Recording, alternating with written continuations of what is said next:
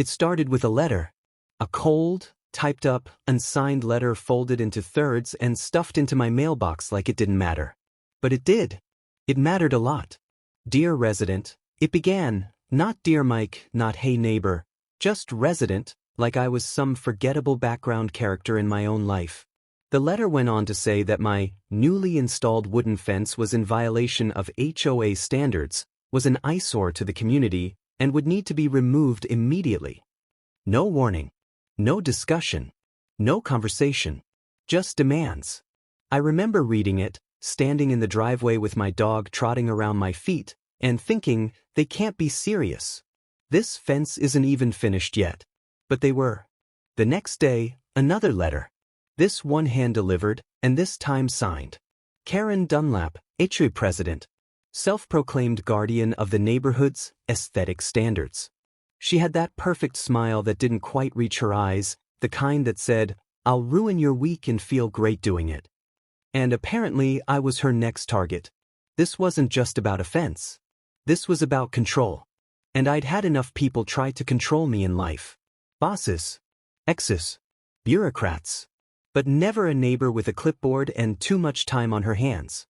She picked the wrong guy. Hello, beautiful people. Before we dive into this story, if HOA Karens drive you crazy too, you're in the right place. Help us reach 1,000 subscribers. Just one click makes a huge difference. Now let's get into it. 2 days after the second letter, I was out front nailing in the final planks of my modest little cedar fence when I heard the sharp click of heels on concrete. I didn't have to look. I already knew who it was. Michael, Karen's voice rang out, overly chipper and condescending, we really need to talk. I turned around, trying not to show how badly I wanted to roll my eyes. She stood there in her perfectly pressed khakis, clipboard in one hand, the rulebook in the other like it was the damn Constitution. Karen, I said with a nod. Lovely day. She gave a tight smile. Not when your fence is breaking community guidelines. I glanced at the fence. Solid, safe, tasteful wood. About 4.5 feet tall. It's not even done yet. She didn't blink. Which is precisely why it needs to come down now. Section 4.2.3 of the HOA agreement. All fences must be pre-approved, uniform, and no taller than 4 feet. Yours is not uniform, and you didn't submit a proposal. I had to laugh. You mean the same HOA that denied my last 3 proposals without explanation? She blinked fast. We value neighborhood consistency. No, you value control, I shot back. Her smile faltered. Don't get emotional. Wrong move. Because here's the thing about people like Karen. They think authority equals immunity. That they can poke and prod and bully people into doing what they want and that no one will ever push back. Well, she'd never dealt with me before. I stayed calm. Karen, I'm not taking down this fence. Then you'll be fined. Daily. Until it's removed. She pivoted on her heel and walked off like she just won a war. I stood there, gripping the hammer in my hand, heart pounding, not from fear, but from clarity. You want to play games? Let's play. The next morning, I got to work. Not on removing the fence, but on designing something bigger. Much bigger. I called up my buddy Max, structural welder, stubborn as hell, and just petty enough to join me on this mission. You still got that scrap steel yard connection? I asked. He laughed. Oh, what are we building? I told him. He laughed again, louder this time. You serious? Dead serious, I said. Because if Karen wanted a fence fight, she was about to get a full-blown barricade war. I don't think I've ever planned something so fast and so recklessly fueled by spite in my life. That night, after Karen's little power trip, I didn't sleep. I stayed up sketching plans on the back of pizza boxes and scrap printer paper. It wasn't just about building a fence anymore. This was about sending a message. If Karen wanted to flex HOA rules, I was going to flex industrial-grade steel. The next morning, Max pulled up in his old beat-up truck, dragging a flatbed trailer full of raw steel sheets, posts, brackets, and welding tools that looked like they belonged in a dystopian sci-fi movie. You sure you don't want to just move? He joked as he stepped out. Nah, I'm having too much fun, I said. We got to work immediately. First, we ripped out the original cedar fence. Not because I gave in, but because I needed the space. Next, we dug new post holes, deep ones. Max helped me install reinforced concrete bases because this wall wasn't going to wobble or bend. It was going to stand. And for the next 5 days straight, from sunrise to sunset, we built. Every time Karen passed by walking her Pomeranian, she slowed down. At first, she smirked. Probably thought I was giving up. But by day 3, her smile disappeared. Because now she could see it. The steel wasn't just tall. It was colossal. 15 feet of cold, silver-gray wall towering over every other fence on the street. Bolted into reinforced steel posts. Welded tight. Imposing. Unapologetic. Max and I installed industrial hinges and a gate wide enough to fit a truck. I even added a motion sensor LED floodlight that lit up the entire front yard like a stadium whenever someone approached. By day 5, we were adding finishing touches, steel caps, a laser cut, private property sign, and a security camera. It was glorious. Dude, Max said, stepping back with his arms crossed. This isn't a fence. This is a statement. I smiled. Exactly. And just like clockwork, the moment the welding spark stopped flying, Karen showed up. Not walking this time, driving. She rolled up in her white SUV, stopped in front of my driveway, and stepped out like she was about to enter a courtroom. Her face was red. Her jaw locked tight. "What is this?" she barked. "A fence," I said coolly, wiping sweat off my brow. She looked up at the steel wall like she was staring at the Berlin Wall. "You think this is funny? This is a violation of everything. You'll be fined. Cited. Sued." "I followed every code," I replied, holding up a folder. "I spent the last few nights reading your entire HOA manual. Nowhere does it say the material has to be wood. Nowhere does it say the fence can't be 15 feet tall if it's on my property line. You only restrict visibility and street-facing aesthetics. This," I gestured proudly, "is perfectly legal." She opened her mouth, then closed it. Opened it again. Nothing came out. I wasn't bluffing. I had permits. I had blueprints. I even had an inspector sign off. Karen tried to stare me down, but I didn't flinch. "You're going to ruin this whole street," she finally muttered, defeated. I shrugged. "Then maybe next time, don't start a war over a 4-foot cedar fence." She stormed back to her car, nearly tripping over her Pomeranian's leash, and sped off down the road. Max nudged me. "You really just HOA-proofed your entire yard." "Yep," I said, admiring the massive steel wall. "Let's see them find this." Over the next few days, neighbors came by just to stare. Some shook their heads. Some gave me a thumbs up. A few even asked how much it cost, and if I could help them build one too. I didn't do it for attention. I did it because I was done letting people like Karen walk all over everyone. Someone had to make a stand, and I guess that someone was me. One neighbor leaned in and whispered, "You know, no one's ever stood up to her before." I just smiled. Maybe it's about time someone did. For a couple of days, it was quiet. Too quiet. Karen had disappeared from her usual route. No more smug dog-walking strolls past my driveway. No more passive-aggressive flyers in my mailbox. No sudden HOA compliance checks. I should have known it was the calm before the storm. Because on the following Monday, I got a certified letter in the mail, this time not from the HOA directly, but from a law firm. Karen had gone nuclear. Apparently, she had filed a formal legal complaint alleging that my fence was creating a hostile environment, diminishing property value, and violating the spirit of the HOA charter. Not the rules. Not any actual law. Just the spirit. The letter was full of fancy language and vague threats, citations from local zoning statutes taken out of context, references to aesthetic integrity, and a demand for immediate removal of the structure. They didn't even call it a fence anymore. Now it was a structure. I'll be honest, for a second, I felt that old panic rise in my chest. The kind that says, what if they're right? What if they can really take me to court over this? But then I remembered two things. Karen wasn't a lawyer. I had receipts. I'd kept everything. Permits. Correspondence. Books. even the time-stamped photos showing every step of the build. Still, I wasn't about to take chances. I contacted a friend of mine who worked with property law. He looked through everything and chuckled. "Mike, she doesn't have a case. This is classic harassment. Honestly, I could get this tossed in a heartbeat." That gave me the boost I needed. But Karen? She wasn't done. Next came the neighborhood gossip train. People started whispering that my wall was a safety hazard. One guy down the block claimed it could topple in a storm and kill someone's dog. A lady on the next street overtold her book club it gave her anxiety when she drove past it. I even overheard 2 teenage girls walking by saying, "That guy must be, like, a total psycho." I wanted to scream, but I didn't. Because this wasn't just about steel. This was a power struggle. Karen didn't care about fences.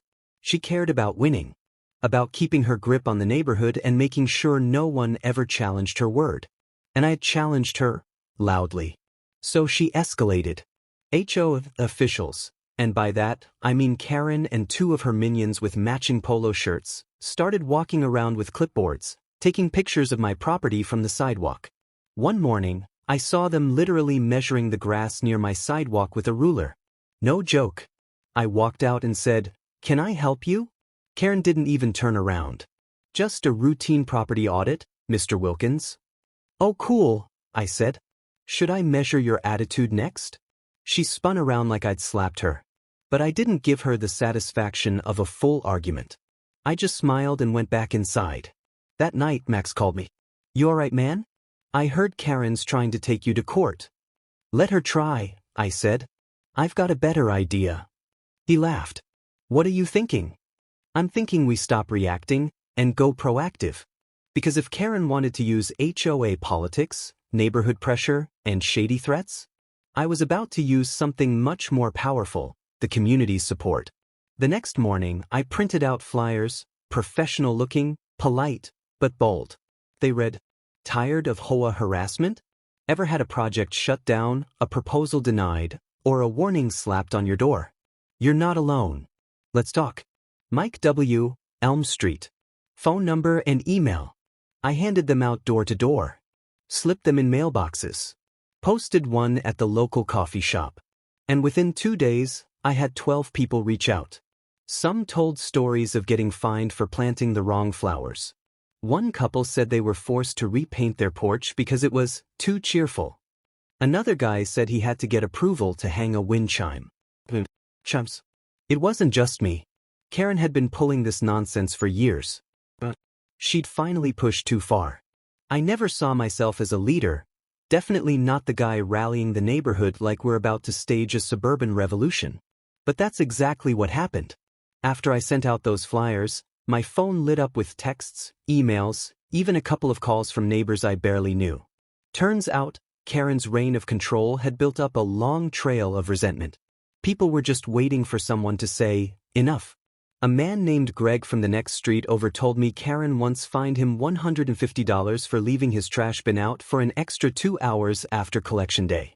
Another woman, Maria, said her daughter's birthday decorations were deemed too excessive and had to be removed mid-party because the balloons were visible from the road. One older couple confessed they were afraid to install a ramp for the husband's wheelchair because Karen had warned them it might clash with the uniform aesthetic. It was appalling. But now, people were fired up. So I set up a casual meeting at the local park. Brought donuts, coffee, nothing fancy, just a gathering to hear each other out. I expected maybe 5 people to show. 23 came. Some with printouts. Some with full-on HOA violation letters in hand. Some just came to listen, but left ready to take action. I stood up on one of those little wooden picnic benches and cleared my throat. So I'm Mike. And I built that big ugly steel barricade. The group laughed. Because I got tired of being pushed around by someone who thinks HOA means her orders always. But judging by what I've heard this week, I'm not alone. A few people clapped. One guy shouted, "Finally!" We talked for over 2 hours. And by the end, we weren't just venting anymore. We had a plan. First, we agreed to form a coalition, a group of homeowners who would challenge the current HOA leadership. Karen wasn't the president by law. She had just taken over after the last guy moved away and no one else volunteered. It was all based on apathy, and that was about to change. Second, we created a shared drive of everyone's past violations, notices, and correspondence. We even had a retired attorney in the neighborhood, God bless old Mr. Turner, who offered to go through it all and flag anything that looked like harassment or overreach. Third, we began petitioning. Under our HOA's bylaws, if 30% of residents requested a vote, we could trigger a special meeting to dissolve and re-elect the board. Guess what? We had 32% signed by the end of the week. Karen must have heard rumblings, because she showed up at my doorstep the next morning. No dog, no clipboard, just a face full of fake calm. "Mike, I think things have gotten a bit out of hand," she said, tone sugar-sweet but tight around the edges. "Oh, you think?" I replied, leaning casually against my 15-foot wall. "I mean," she continued, "we both know that this fence isn't exactly in the spirit of the neighborhood. It's aggressive. Don't you think you've made your point?" I smiled. "I don't think I've made it loud enough yet." "Mike." "No," I cut her off, keeping my voice calm. "You've been intimidating people here for years. You've fined retirees for painting their mailboxes. You've shamed families for hosting birthday parties. You tried to bury me in bureaucracy over a fence. So yeah, I'm done playing nice." Her expression faltered. The color drained from her face. "I have lawyers," she muttered. "And we have votes." She blinked. "We." I stepped aside and held up a stack of signed petitions, bound, counted, verified. "We." For once, Karen didn't have a response. She turned and walked away, but slower this time. Less angry. More defeated. Back in my garage, Max was waiting with a cold soda and a smirk. "Man," he said, watching her drive off, "you didn't just build a wall. You started a movement." I grinned. "And we're just getting started." The air at the community center that night was electric. I'd never seen the parking lot that full, not even during the neighborhood potlucks or holiday decorating contests. People stood in clusters outside, some sipping coffee, others holding clipboards or fanning themselves with HOA bylaws. And right in the middle of it all was Karen. Dressed like she was running for mayor. Clipboard clutched like a shield. Tight smile that didn't reach her eyes. But what she didn't have anymore was control. Because thanks to the signatures we'd gathered, the support we'd built, and the stories people had finally started sharing, the neighborhood had rallied like never before. This wasn't just about a fence anymore. This was about a community finally waking up and realizing that fear had no place in their front yard. Inside, we packed into the main hall. People stood along the back wall and sat cross-legged near the front when chairs ran out. There was a table set up at the front with 3 bored-looking HOA members, all of whom had pretty much just rubber-stamped whatever Karen wanted for the past few years. But now, they looked nervous. Karen took the mic first, trying to get ahead of things. Her voice was sugar-dipped, practiced, like she'd rehearsed it all in the mirror. "I know there's been some concern recently about leadership and how decisions have been made," she said, scanning the room. "But I assure you, every action taken has been within the rights and responsibilities of this board. Our mission has always been to maintain the harmony and standards of our beautiful neighborhood." A few polite claps. Mostly from people in the first row, the ones still under her spell. Then it was my turn. I stepped up to the mic, holding a thick binder full of stories, signatures, photos, and legal notes. My hands were steady, my voice clear. "No one's saying the neighborhood shouldn't have standards," I said. "But standards don't mean dictatorship. Rules don't mean harassment. And harmony doesn't mean silence." A murmur went through the crowd. I opened the binder. "In the last 2 years alone," I said, "Karen has issued over 70 citations to homeowners, many without official board approval. She's rejected garden designs, party decorations, and mailbox colors. She's fined senior citizens, single parents, and even war veterans." Guess. A few heads nodded. One woman shouted, "She made me repaint my whole porch." I held up a flyer. "This," I said, "is what got us here. One fence. One act of quiet rebellion against a system that forgot it's supposed to serve the community, not control it." Now the claps came fast and loud. Someone yelled, "Let him finish." So I did.